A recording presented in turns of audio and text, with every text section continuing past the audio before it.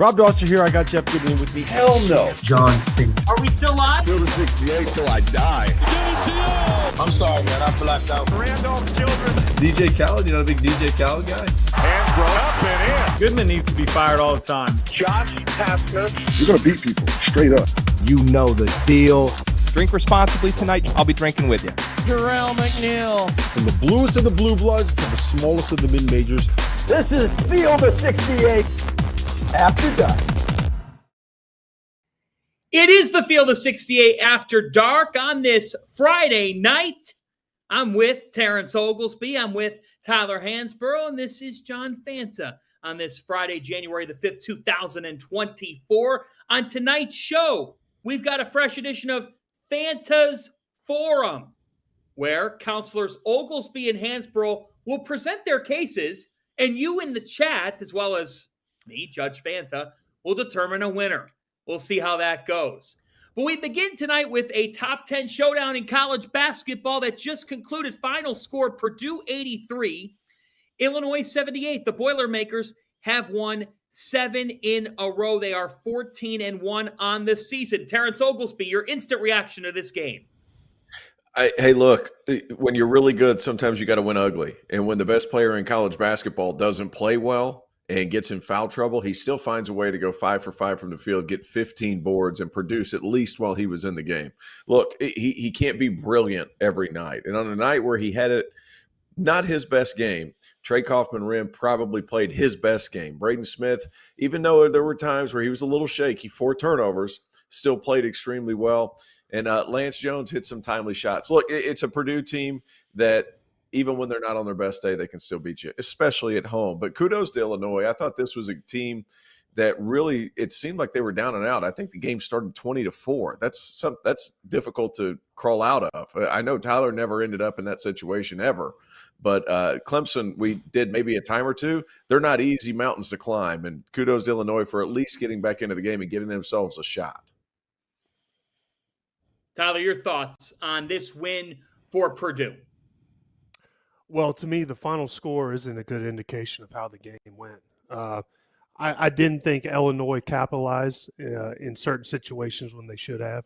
When they got Edey in foul trouble in the first half, I didn't think that they handled that very well. I thought they should have capitalized on that. Edey doesn't get in foul trouble a lot. When you have the best player in college and you take him off the court, I think you should have a run and have a little bit of an advantage. But I don't think that they played well as a team. I thought they played disciplined and took a lot of selfish shots. But to me, also the storyline tonight is for Purdue, they had somebody step up that wasn't Edey, that wasn't Fletcher Lawyer or Braden Smith, and it happened to come from Kaufman. What is his name? Kaufmen-Renn Kaufmen-Renn with 20 points. Yeah, and he went off, and that's big for Purdue. When it can take a little bit of pressure off those two guards in Edey, I think it's going to make Purdue extremely tough down the stretch, and they need somebody else that can provide them a little relief, even outside of Lance Jones too. Well, Terrence, that's just it. You look at tonight.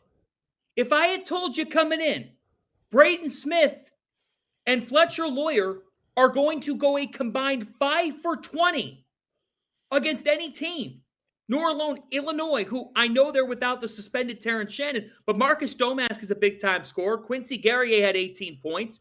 Domask had 20 in the second half. If I had told you that, first off, I don't think anybody would ever guess you'd be down 20-4.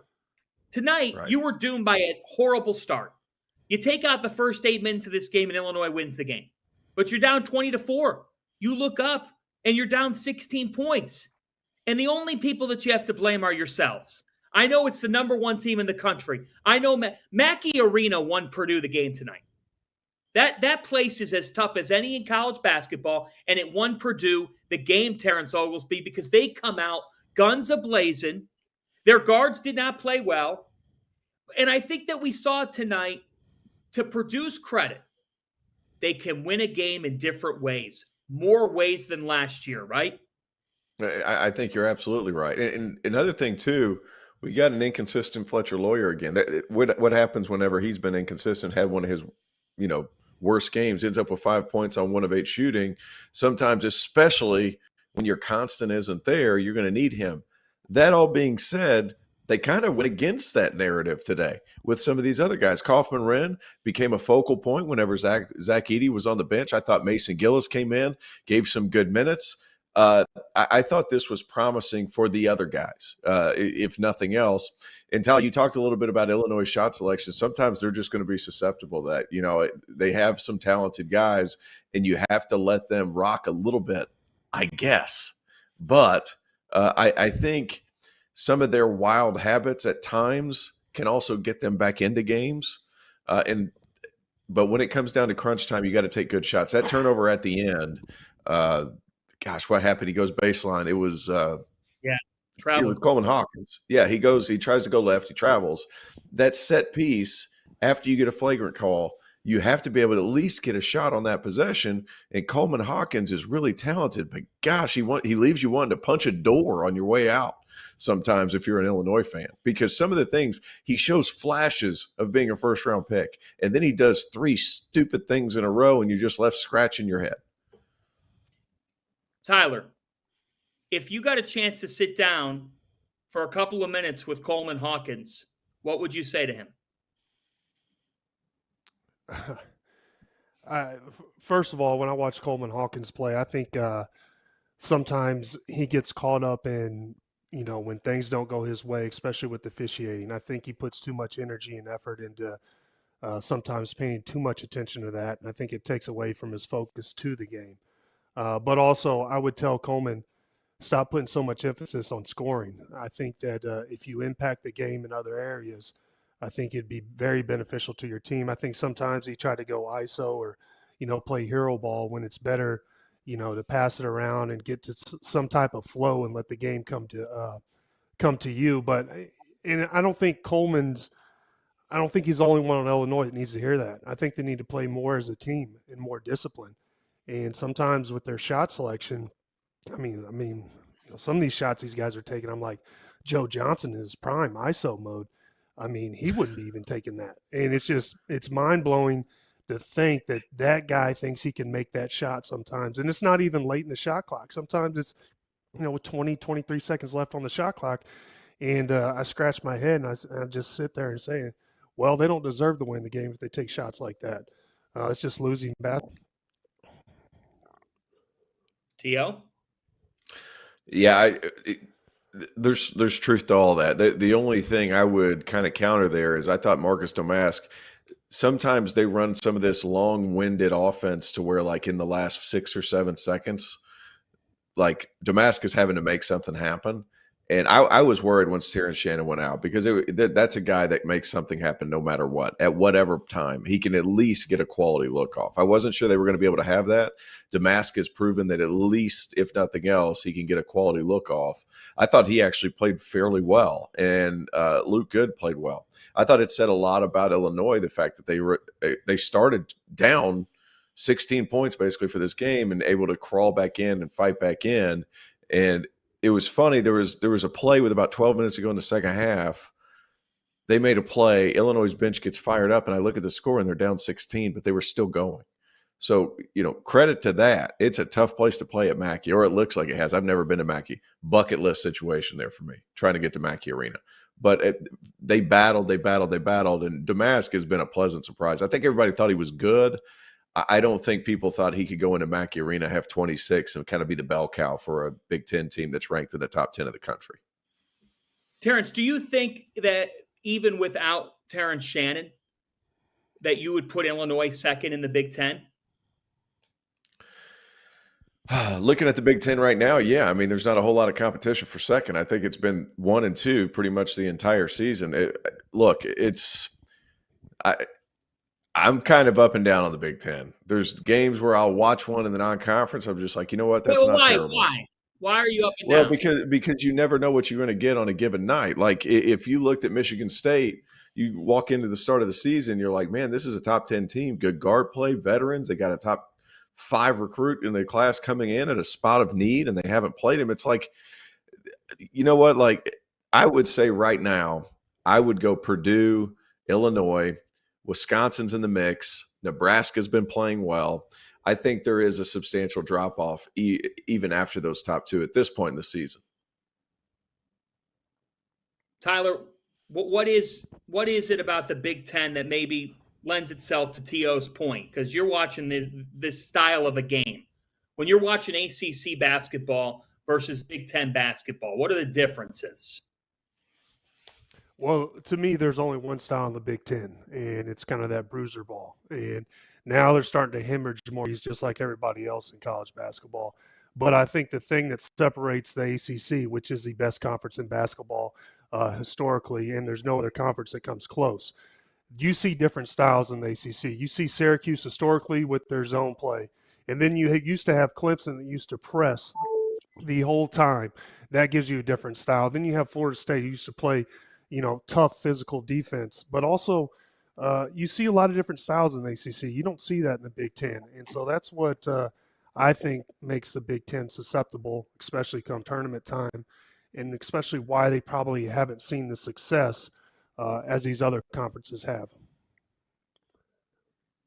Here's the thing. The Big Ten is still going to find a way to get 6 or 7 teams to the NCAA tournament. They have to field 68. I know you're shaking your head. This conference it gets a bad rap because of the lack of NCAA tournament success, and I get that. But if this Purdue team can't get to at least an Elite Eight, I'll eat my shirt. And I've eaten a lot of things, but never a shirt. I'm going to tell you right now, this team can win a game in a variety of ways, and they just did it tonight. I mean, Trey Kaufmen-Renn, he's not going to do that every night, T.O. But I give him credit because with about 5 minutes left, this is an 11-point game, they leave him wide the hell open. There's nobody within 5 feet. And you know this, T.O. Sometimes it's harder to make the shot when there's nobody around you than when somebody's in your face. And he drilled it. He drilled it, and that got them up 14. And Illinois put up a furious comeback. And I'll ask you this, Terrence. Did you learn more tonight about Purdue? Or did you learn more about this Illinois team without Shannon, and maybe there's a reason to believe in them still despite being without him? I think they showed some resolve. I think that's the biggest thing. But in my opinion, I thought we learned a little bit more about Purdue because the constants weren't there. Like even though Zach Edey, goes for 10 and 15, which by all accounts for most players, that's a great night. Maybe not Tyler Hansbrough and Zach Edey. Outside of that, that's a great night for a lot of players.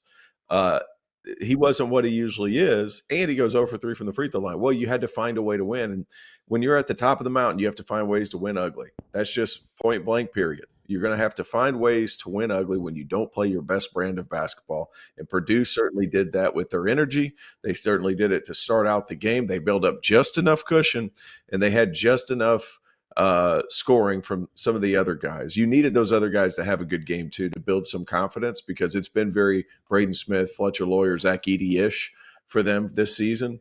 Now the other guys are starting to get their footing, and sometimes the best thing that can happen, John, is that guy gets confidence. Kaufmen-Renn gets that level of confidence and starts playing well, and then you're adding another 12 and 8 besides Zach Edey. That's a tough cover, especially if he went 1 for 1 from 3. It didn't look bad. I'm surprised he didn't take another one. Like it told me more today about Purdue than I think it did Illinois.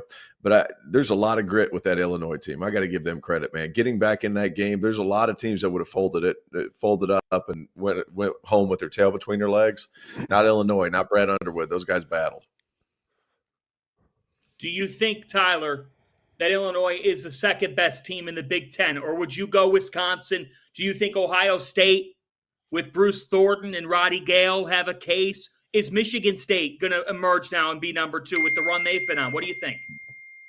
They're all better than Illinois. Tonight, this told me a lot about Illinois. I think if we would have looked at the stat sheet and said, hey, Edey's not going to play a lot, he's going to get in foul trouble, we would suspect that, hey, maybe Illinois is going to win. And I don't give teams a lot of credit for just keeping it close. They never led the whole game. To me, the score didn't indicate the way the game went. I thought Illinois should have handled their situations a little bit better. They didn't capitalize in moments when they should have to win the game. But I'm not counting Michigan State out. I like Izzo. I think he has some players.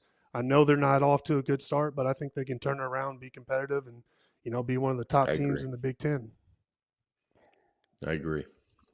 If Illinois is at full strength, they win this basketball game. I think that's the case. We're going to talk more about it after the break. More Illinois, Purdue breakdown. We'll get to the Big East as well. This is 68 After Dark. What's going on, guys? Before we get back to the show, I need to let you all know about the Field of 68 Daily, an all-encompassing college basketball newsletter that arrives in your inbox, you guessed it, daily. For less than $1 a week, you'll wake up every morning to more than 1,500 words detailing everything that you need to know to stay up to date on the world of college basketball. From the notable mid-major upsets to the stars that are out injured to the breakout performances that only our team of college basketball junkies watched. The Daily is edited and produced by Mike Miller, who spent more than 2 decades running NBC's digital written content, and is subscribed by more than half of the Division I coaching staffs, the biggest names in college basketball media, and the agents that work as power brokers in the sport. For just $50 for the year, you get access to the same information that the insiders get. And before we get you back to your regularly scheduled Field of 68 content, let me tell you guys about the Field of 68 merch store. Head over to fieldof68.shop for officially branded Field of 68 apparel. Whether you're supporting your favorite team in the student section or from the couch, there is no better way to gear up than the latest from the Field of 68. The best thing I can say about our merch is the quality of the product. Anyone that has ever worn a t-shirt knows how frustrating it is when the neck gets all stretched out and the bottom of the shirt starts looking like the bottom of bell-bottom jeans. And there's nothing worse than a hoodie that loses its snugness that makes it such a perfect way to stay warm during the cold winter weather. Whether you're shopping for yourself or for the college basketball fan in your life, everything you need is at the fieldof68.shop. Welcome back to the Field of 68 After Dark. John Fanta, Terrence Oglesby, Tyler Hansbrough with you. I just got asked, am I staying at the Super 8? And Tyler, someone said that, are you playing Call of Duty in between takes tonight? Hey, man, these are great. The microphone. I was about to say, those are high level. Combo, I love it. I feel like I'm about to fly a plane. I say that every time I put these things on. I love them. These are underrated. Those things are sweet. Oh, coming up later, we will do Fanta's Forum where we'll debate who's going to win the ACC. I can't wait for that. But we've got a bunch of Illinois and Purdue fans in the chat. So we're going to keep discussing this game for a little bit because we're on here after the game, and this was a big game in college basketball. 83-78 is the final. Purdue wins this game. Terrence, we talked about this on the DTF podcast earlier this week. Okay, is Purdue the clear-cut number 1 team? Now, Trey Kaufmen-Renn and Lance Jones tonight combined for 40 points in this game. And you know, it's interesting to me because you're talking about a situation where it was the Southern Illinois transfers who both had huge games. Domask for Illinois and Jones on the other side for Purdue. So I think that this showed that Purdue is the clear-cut number 1 team because Smith and Lawyer, Terrence, were off. Edey's in foul trouble. And if you would have said that at the start of the season, you would have said, how'd they win the game? This was Matt Painter's offseason taking shape. They shot 9 for 19 from 3. Gillis hit 2 threes. Jones hit 2 threes. Terrence, is Purdue far and away number 1? Do you think that they're going to be taking losses in the Big Ten? How do you see this season going for them? Not many, but they were gifted. They were gifted a couple calls. Lance Jones shot 7 free throws. I think 4 of those were just blatant no calls. And there was one block Coleman Hawkins had on the right baseline where he came across and hit nothing but ball. Nothing but ball in a huge part of the game. I was a little bit shocked that they made that call. I think it's tough whenever you're trying to battle, and then there's a bailout call towards the end of the clock. That's always tough. To get back to your question, though, Purdue, in my mind, I don't see who in that league beats them. Maybe they slip one when they go. I don't even know if they go to Wisconsin. They lost one at Northwestern. It seemed to wake them up a little bit to win games not on your best night. That to me says a lot about who's a good team and who could be a great team, because you have other guys that can step up whenever the big fella's down. And whenever you're able to get those 40 points from Kaufmen-Renn and Lance Jones, I think it says a lot. And I also think, a lot of credit needs to go to, Mason Gillis, who was a starter for the bulk of last year, right? And then decides they're going to bring him off the bench this season. And he still comes out there, gives excellent effort, ends up with 8-8. I just think it's a team that's motivated in the right way, that's willing to play roles when needed, and then whenever they have to step up, they're certainly able to do so. So I don't see who beats Purdue. To go with what Tyler said before the break, I do like Michigan State still, as weird as it is. You still have to like Michigan State because they can just find ways. They're great is as good as there is in the league. We just haven't seen they're great enough. That's been the problem with Michigan State. But in my mind, Purdue's at the top. Now, Tyler, did you say you feel those other teams I listed are better than Illinois? Yes, I do. I mean, and really? Also to your question. Wait a minute. You think they're like 5th in the Big Ten? Fans, I do not think that I walk away from this game thinking that Illinois is a Sweet 16 team. I think they're a fringe tournament team. And if you guys think I'm wrong, then they just lost a big time player, arguably a All-American, was having an All-American type year, and I don't see it. I don't see them having the talent. And maybe I'm wrong. Maybe they prove me wrong, which they can. They've been explosive, but also they've been hot and cold at times. And I think they play, also at times undisciplined. But, to your question, Purdue is the clear-cut favorite in the Big Ten. I don't even think that's debatable at this point. They played the toughest schedule. They beat the toughest teams. To me, would they be the clear-cut favorite in all college basketball? And you'd have to pretty much say yes, probably to this point, to that question as well. And I think the Big Ten's down this year. Okay, if it's not Purdue, who would be your favorite? If I took Purdue out of college basketball, who would be your favorite? Whoever wants to go first. Go ahead, T. You're rolling. Yeah, I think Kansas. I think they're Hunter Dickinson is playing unbelievable. They have the Harris point guard, and then they have McCullough who's playing unbelievable. I don't think they have a lot of depth, which a lot of people want to knock them for. But when you have guys that talented and you have guys that can give you buckets, even the KJ Adam kid, he's playing unbelievable. He plays his role. He plays winning basketball. And they're also well coached by Bill Self. So if I'm not asking or looking at Purdue as a clear-cut favorite to win it this year, I'm probably going to lean towards Kansas to win it. That would be my favorite. But also I'd lean heavily on UConn too. I don't think there's a team out there that plays as hard as UConn or runs as a sophisticated offense that UConn does. They make you guard the whole shot clock. They wear you down, and I think they're tested, and I think they're well coached too. T.O.? Are we going national or are we going Big Ten? Did I hear that wrong? We're going national. Who? If I took Purdue out of the sport, who would be your front runner? There's several. If I had to pick one, I would probably say for a team to win 6 games. If I had to pick one team to win 6 games, I think Houston certainly in that mix. They haven't gotten enough love. LJ Cryer's been great. Arizona still has all the weapons, and we've seen what Caleb Love can do when he gets hot because he did it at Carolina 2 seasons ago, but we've also seen what he can do when he's cold. So I think there's collective talent on that Arizona team that could certainly win 6 games in a row. If I had to pick one right now, if they weren't involved, I would probably lean more so Arizona's way than anything else, with Houston following up very closely. Both Big 12 schools, ironically enough. Both Big 12 schools. Purdue wins over Illinois 83-78. Boilermakers are now 14-1 on the season. They have won 7 consecutive games. For Illinois, big picture, Terrence, what's going to determine if Illinois, assuming they're without Shannon, what's going to determine if this team is able to they're going to make the NCAA tournament, make a run in the NCAA tournament? What are the key ingredients for Illinois? Yeah, I think they're going to have to still score one-on-one, but I'm telling you, I think a lot of it relies on Coleman Hawkins because he's making decisions up there.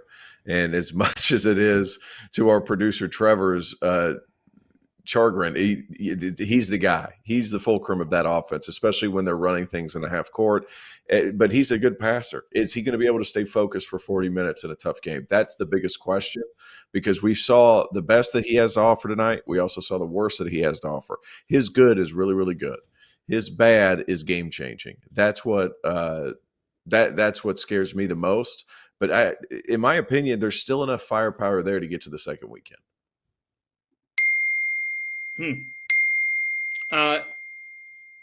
Wait a minute. Did you say Chargren? It's Chagrin. Chagrin. Sorry, Chagrin. I just got a message from Rob from New Jersey. Yeah, Rob from New Jersey. Do you know who that is? Yeah, just taking a wild guess there. No, I don't. Now, Tyler, I didn't give you an ample opportunity here to really open up the show because you actually had a message for me off the top of the show. I heard you were listening to something earlier today. What was going on? Yeah, I was listening to DTF, and I know that you picked Pitt to knock off my Tar Heels in Pittsburgh, and I just wanted to remind you that my Tar Heels got a big win, a big road win in Pittsburgh, and wanted to rub it in a little bit based off. Tough place to play. Okay, that's a tough place to play. It is. It's not the old Pitt, the zoo, but it is a tough place to play. Congratulations on winning at Pittsburgh. I was wrong. And we're going to get to this later in the show, but I don't think there's any question that North Carolina, Tyler, I'm going to let you cook here. The Tar Heels are tougher than last year. How much better is this team? How much different are they? Well, I would hope so, Fanta, and that's not saying much. But I will say, for us to go on the road and win, especially this team, I think that's where they struggled in years prior, is going and getting road wins. And, they played well at home, and then they would just no-show on the road. But I think that's a big step of progress for this team in particular, is taking the show on the road and getting some wins, and when you're taken out of your routine and you're in another atmosphere, which honestly, I was a little suspect. I wanted to see how my Heels would do on the road. And so it was a big win. Also, Pittsburgh's had our number past couple of years. They beat us down a little bit. So I wanted to see how we would react to that. And, we went up there and played well. Okay. Now, Tyler, a lot of Twitter and YouTube is very disappointed in some of your comments on Illinois. I mean, they only lost by 5 tonight. They were in the game. I mean, you've got them here. They never had the lead. And here's the thing is, they were good enough just to keep it close. Did anybody on here ever actually think that Illinois was going to pull away and win? I did not. And based off of some of the decisions that they would make when they would get it close and they would have their opportunities and they would just do something and you're like, why would you ever do that? And they just didn't make winning basketball plays down the stretch. And when they had their opportunities, they fumbled it. Yeah, but are you now an Illinois hater? I don't know. If there's people out there that believe that Illinois can be a contender, then I would say you live in a different reality than I do. I do not think they have the talent. I think Coleman Hawkins is a good player, and I think for them to be peak Illinois, they have to get Terrence Shannon back, which probably not. And Coleman Hawkins is going to have to play to his peak for them to really have a lot of success. And, if they can do that, then I think they have a shot. Well, if we could only all live in the reality that Tyler Hansbrough lives in, the world would be a better place. Coming up next, we'll go to the Big East, where UConn and Butler squared off at Hinkle Fieldhouse. This is Field of 68 After Dark.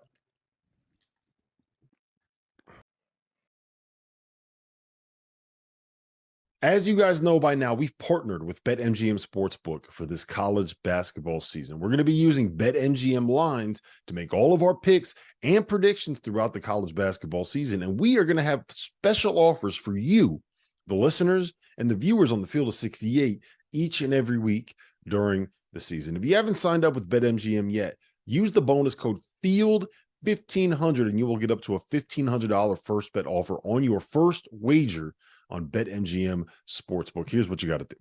Download the BetMGM app. Sign up using the bonus code FIELD1500. Deposit at least $10 and place your first wager on any game. You will receive up to $1,500 in bonus bets if that bet loses. Just make sure you use the bonus code FIELD1500 when you sign up. And remember, BetMGM is now available under one wallet in select states. As a New Jersey resident, this is super convenient for me when I have to go cover games in New York or Philly. When crossing state borders, just log into your existing account instead of having to create new accounts in each state that you go to. And most importantly, I got to let you know, we do have some fun stuff coming up for this college basketball season. Bet insurance tokens, college hoops odds boosts, my personal favorite, parlay odds boosts. So download the BetMGM app today.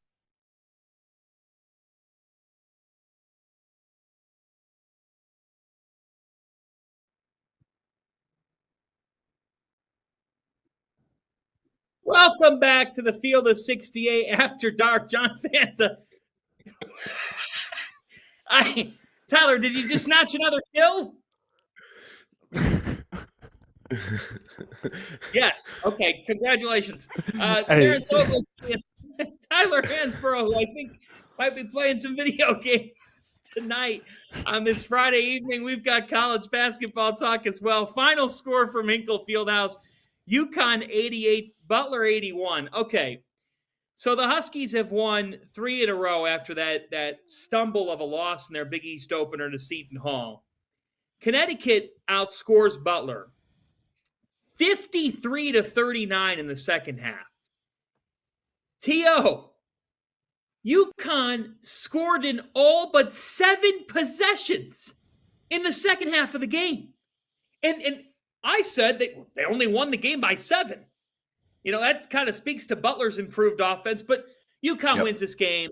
The Huskies are down Donovan Clingan, yet they're 13-2, and they've won 3 in a row without him.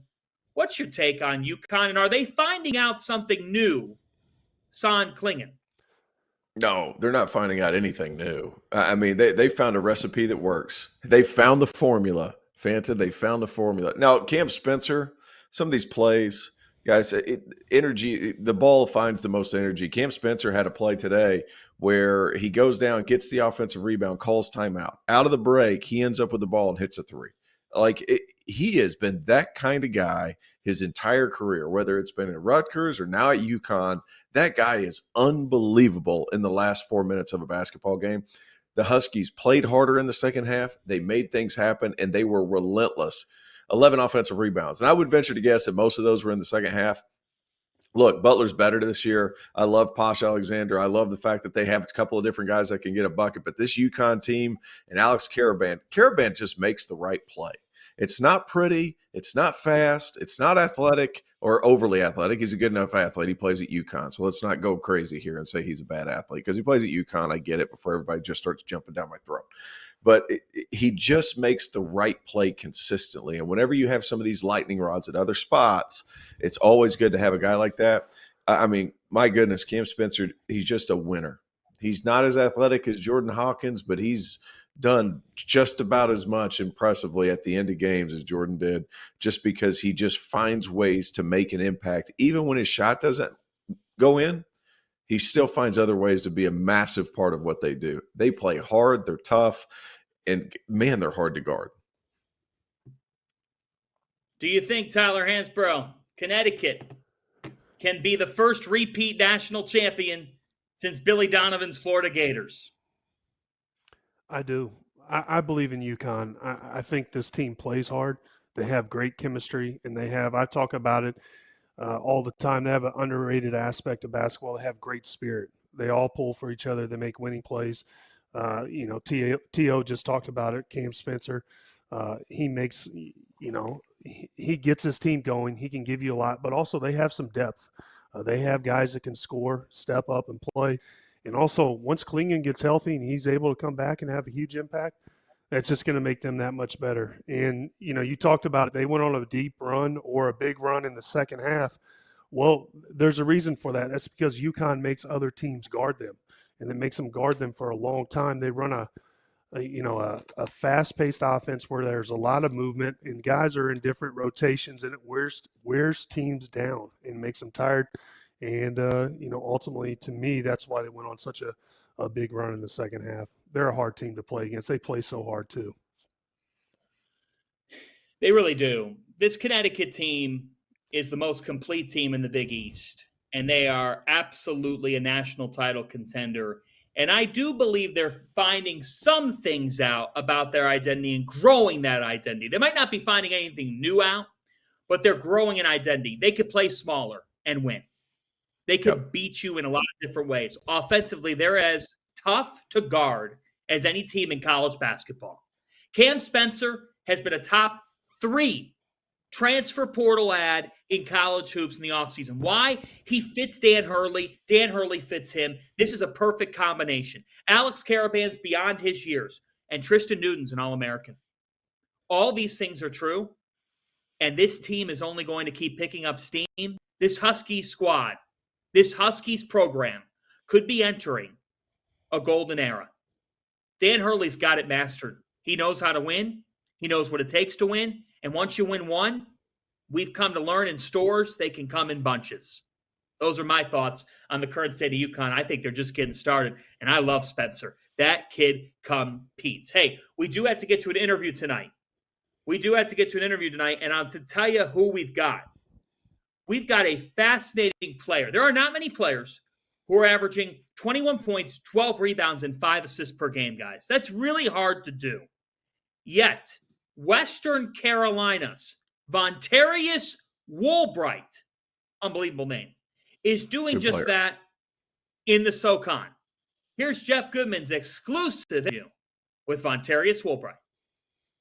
All right, pleased to welcome in none other than Western Carolina star Vonterius Woolbright. And Vonterius, man, it was fun watching you the other day when you came here to Charleston and played Citadel. Had a chance to spend a little time with you, and man, your game is so different than anybody else. Like, it really is, and that's a compliment. I hope you take that as a compliment because your numbers, what you put up is ridiculous this year. You're averaging like 21 points, 12 boards, 5 assists. I don't know if anybody's done that, like in Division I, I don't know, since I can remember. First, can we go back to your road? Because I don't think a lot of people know you and how you got to Western Carolina. It's been an interesting road coming out of Georgia, out of high school, Thomasville High. How many scholarship offers did you have coming out of high school? Well, first, I went to school in Leesburg, Georgia. It was a 9th grade academy. I went there for like my 9th grade year to like the last semester. Then I transferred to Thomasville High. Played like 3 years there. Won a state championship. Thought offers were gonna come in then, but by the end of the 12th grade year, I really didn't have no offers. Like most of my offers was like probably a couple JUCOs, but like that's about it for real. And I had one really that I really cared about was Lawson State because of the connection I had with my assistant coach, Coach John Jefferson.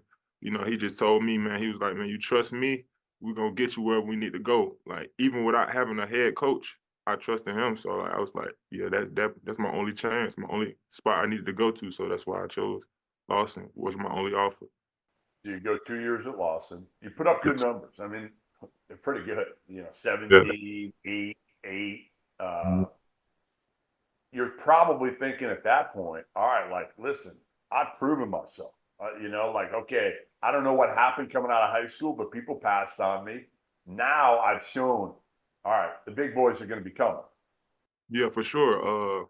With those numbers, I thought I did it. Like, one thing my JUCO coach always told me, he'd be like, board man eat. If you average 10 boards, you gone. So that was like my main goal, like just averaging them 10 boards. And I was close to doing that. I got player of the year, so I'm like, oh, all the schools finna come. Like, my dream finna come true, and they never came for real. Like, but Western, Coach Friesman really just the one that really was on my side. Like, he just kept calling me. He was telling me, like, you know, that we not a big name school, you know, but we gonna get you where you need to go. We're gonna let you play your game, and it's gonna be fun to play here. So, and he kept talking to me every day. So I was like, why not, man? Go see what's up with Western. So that's why I'm here.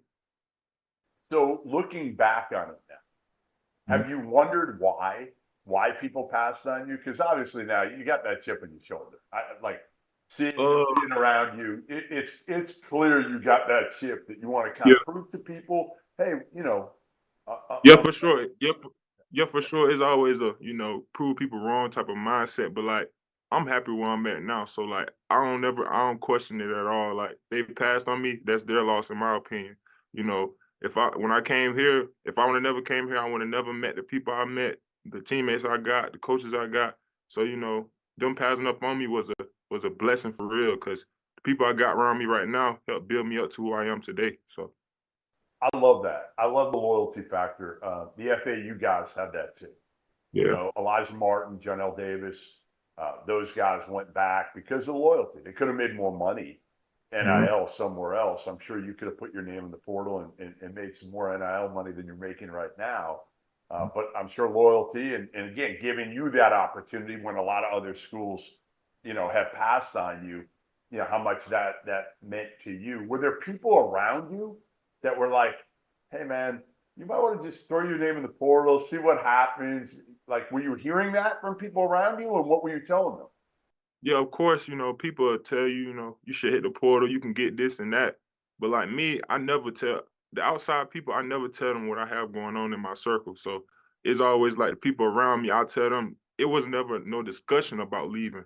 Like, we gonna come back. My dad, my mom, like, well, you ain't even thinking about that. Like, you going back to Western. And like, I trust them too. So, and I wanted to come back to Western. It's like no outside noise made no effect on the decision I made. But of course, for sure, people, you should hit the portal. You can get this team gonna be on you. This and that. You can play high major, but I wasn't even worried about that at all. All right, describe your game for people that haven't seen you play. This is gonna be interesting. I want to hear how you describe your game because it is different. It's different. Me, I'm just a player. I feel like I can do anything on the court. Get downhill, create for my teammates. Play out of the post, rebound at a high level. I feel like I can defend 1 through 4. When a shot needed to be made, I can knock down the open shot. Get to the mid range, I can knock down the mid range shot. A little bit of everything. There's not one set thing I feel like I can do. I feel like I can do a variety of things on the court. All right, my last question is by far the toughest. All right, who is the better shooter? Coach Gray or Trey? Who's the better shooter? I'm gonna have to go with 3. 3, but Coach Gray got it though. Coach Gray got a clip, but I'm gonna have to go with 3. I'm gonna have to go with Trey. Trey the best shooter in the nation. You're rolling the dice right now with your playing time. You know that, right? Coach Gray tied. All right, they tied for first. 1-1. Oh no, you already went with 3. You already went with 3. Too late. I'm not letting you back down from that one. That was your first answer, your final answer. All right, I stand on that then. Trey the best shooter in the nation. Listen, every time it leaves his hand, I think it's going in. Now he's got to get his feet set a little bit more. Some of those shots, man. I feel like it too. I feel the exact same.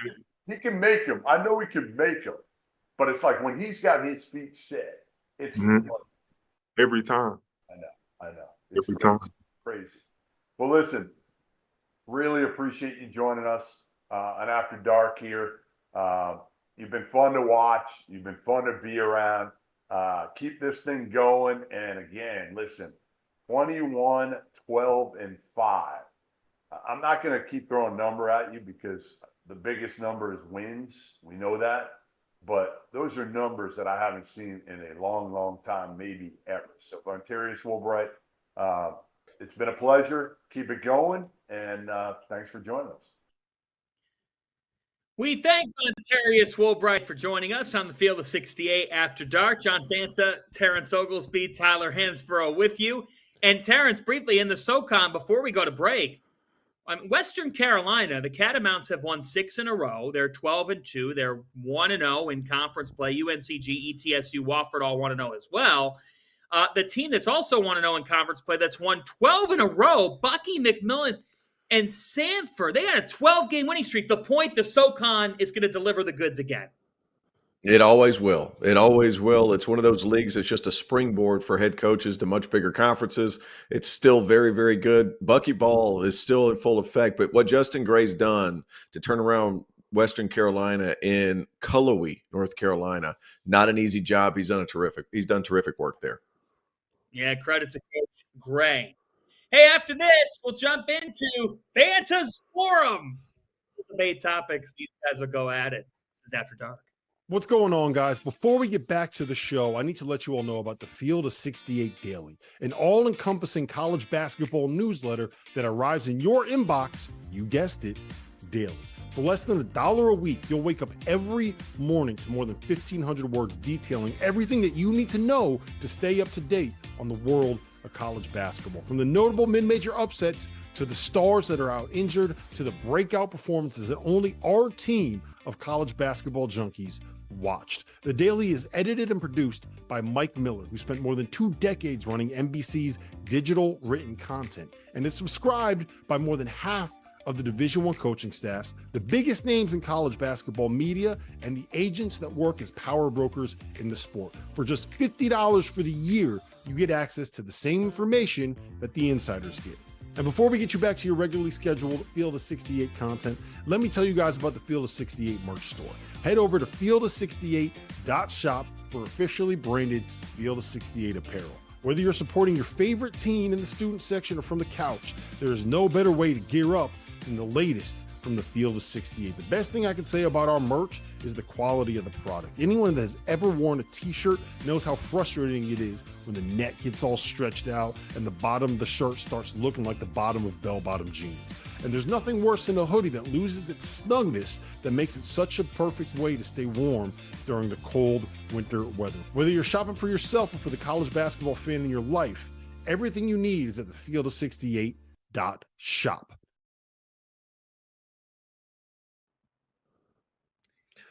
All rise. Welcome to Fanta's Forum on the Field of 68 After Dark. Bum, bum. That is big time. Bum, bum. Tonight, we will debate 3 topics. We've called Counselors Hansbrough and Counselors Oglesby to the stands. And before we even debate any topics, Tyler, have you ever had to go to court? Not yet.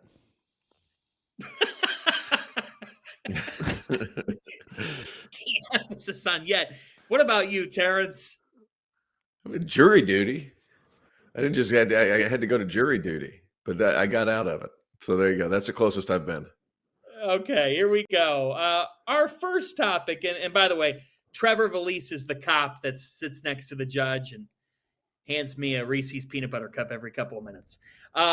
We jump into this here with 3 topics. Our first topic tonight, and I'm going to hear from each of you with your cases, is Zach Edey a generational talent? So opening arguments are underway here. We're going to start with Counselor Hansbrough. Absolutely. And the reason I say this is because he's going to be a back-to-back National College Player of the Year. And not only has he led Purdue to pretty much being the best team in college basketball, not last year, but also this year. Majority of last year, they were number 1 team in the country, and they didn't have great quality guard play. He took control of that whole team, and also his size and his physical attributes make him a generational talent. We're not going to have many Zach Edeys come along after this that are 7'4", 7'5", that have his soft touch, that have his body. And yes, even if he doesn't look like he's going to break the world record in the 100-meter dash, that guy can move for being as big as he is. And I don't think he's clumsy. And I just don't think that there's going to be many guys that come along and dominate the game that have the physical size of a Zach Edey. Fanta, I don't have the list in front of me, but I think there's only 5 or 6 players in the history of college basketball that have won back-to-back National Player of the Years. I think Ralph Sampson was the last one. To be honest with you, I thought Tyler very easily could have done it. I think people just got tired of voting for you. Tyler. So I think that had something to do with it. And then there's a few others, and it's just not that many. But I want to expand on what Tyler said. Dude moves. And that's something he has continuously worked on ever since he was in high school. He was big and stiff whenever he got to Purdue. He has worked on his fluidity to the point now to where after this season, if he does leave, people are flirting a little bit with him becoming a late lottery pick. Did we mean to do that? You had your glasses down there on the bridge of your nose there, Fanta. I'm listening to your case, Counselor Oglesby. Okay, please. I actually think he is no question a generational talent. Hey, yeah. It's not often that both sides of the courtroom are in favor of the same thing. Right, I think this is one of those cases. Yeah, that's why I'm currently wondering what the hell you're doing. So go ahead, Counselor Hansbrough. You're on thin ice right now. Well, the reason that people don't think that he's a generational talent is because he doesn't fit the athleticism or the highlight plays that a lot of generational talents do. And it doesn't have to be some guy that is super athletic and has these highlight plays. That's the one thing that gets me, kind of upset about this, is because he is aesthetically, his game is not, highlight reels and just blow you away plays. But he dominates the game, not only offensively but defensively. He affects every shot on the court with his size. Okay. Clearly, neither one of you understood the point of the game because you're supposed to debate. So we're going to move to the second topic here. This should surely drive some debate here. So one was playing devil's advocate. Very nice. So all right. So I wasn't explaining this. Playing devil's advocate, Counselor Oglesby, hit the sound again, Trevor.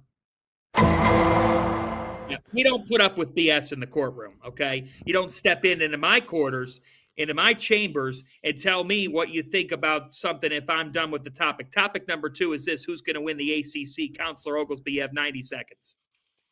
Right now, going Clemson. Because it's a big game tomorrow, and I just feel like veteran depth at the front, in the backcourt. When I'm talking about Joe Girard and Chase Hunter, excuse me for stuttering a little bit. I knew what I was saying. I just couldn't get it to that point, Counselor. So give me a second to work on this. No, I feel like Clemson is that good. And I feel like P.J. Hall, it's going to be a rebound game. They go down to Miami. They drop one.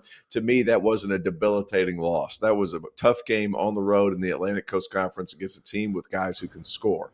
I know they were missing Wooga Poplar, but Nigel Pack has proven time and time again that he can come back and hit big shots in big moments. Miami's good. Clemson's better when they play him at home. I'm sure it's going to go that way. And then big game tomorrow at Little John Coliseum. I think it's going to be interesting to see, but I think the depth of Clemson at home is going to prevail tomorrow in tomorrow's game. And then I think it's actually going to snowball in the right direction. Okay, Counselor Hansbrough, who would you like to bring forward? Counselor Hansbrough, are you distracted in the courtroom? What the hell's going on? No, sir. I'm sorry. I had to pause my game of Call of Duty. Listen, T.O., he's a little biased. He's a Clemson alum. And I went to UNC, and it pains me to say this, but Duke's probably going to win the ACC. They have players that are stepping up. Mark Mitchell's playing unbelievable. Jared McCain is playing very well. Jeremy Roach is a player that's underrated and doesn't get a lot of hype. And also they have one of the most dynamic bigs in college basketball, and Kyle Filipowski. And I know T.O. hates Ryan Young. He doesn't think he could play at Duke. Well, there's been a lot of players that aren't talented but that fit the Duke mold, where they just go out there, they dive on the floor, they fall, they flop a little bit. And he's one of those guys that fits that Duke flap the floor. I'm going to hype some guys up, bring some great spirit. So I'm going to have to actually roll with Duke. And also with me saying that, it kind of, is going to be counterproductive, and maybe my Tar Heels will win. Well, because Counselor Oglesby called me counselor at one point in his argument, I'm not counselor, I am your honor. And because you were clearly biased, Mr. Hansbrough presented a very rational argument. This court rules in favor, despite playing Call of Duty during the actual argument, to Counselor Hansbrough. Counselor Hansbrough, congratulations. We want to let you know about Vaulted. Vaulted is an app that allows you to participate in daily cash prize pools without an entry fee. It's the place for you to store your own predictions forever. And by using the Vaulted Challenge feature, you can prove you're smarter than your friends. Go download the Vaulted app, spelled VLTED, to challenge your friends. Store your predictions. Enjoy daily cash prize pools without an entry fee. Here's my Vaulted challenge for tonight. St. John's hands Villanova their first Big East loss. Red Storm go into Philadelphia to the main line and beat Villanova for the first time on Villanova's campus since 1993. I know you both accept the challenge. We've got better things to do. Here we go. The last topic of Fanta's Forum. Okay. I'm just reading the topics here that we get from the producer. Do sandwiches suck? Do sandwiches suck? I'm going to allow Counselor Hansbrough to go ahead. They do suck, and there are exceptions. And an ice cream sandwich, that's a good sandwich. A cheeseburger, that would be a good sandwich. Let me see here else. Every other sandwich to me Counselor sucks. Hansbrough, I don't have all day. Go ahead. Hey, listen, cold cuts, they suck. I mean, and also, would you take a good ribeye and put two buns in between it? Absolutely not. Bread can ruin, whatever you put in between it. And that is my whole thought. It's too filling, and I'd rather just have high-quality meat, to be honest with you.